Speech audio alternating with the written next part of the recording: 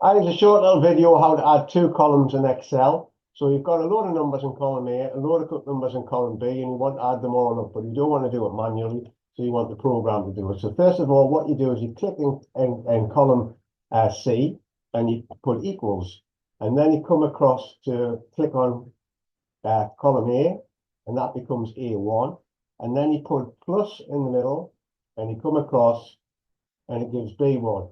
And now what you want to do is hit enter.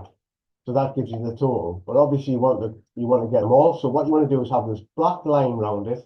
And this is a tricky little bit. You've just got to make sure you get a hold of it right in the corner, like I've done there.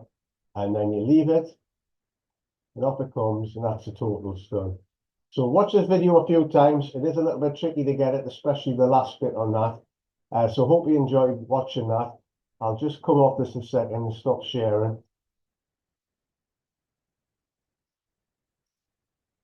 So thanks for watching. If you've got any questions about it, put in the comments. At the top of the comments, I actually have a website where you can get up to 70% of a load of different products, or in 66 countries in the world, which you can register for a VIP for free. So if you have a look at that, I'd be very grateful. If you could share this, would be very grateful. Give it a like.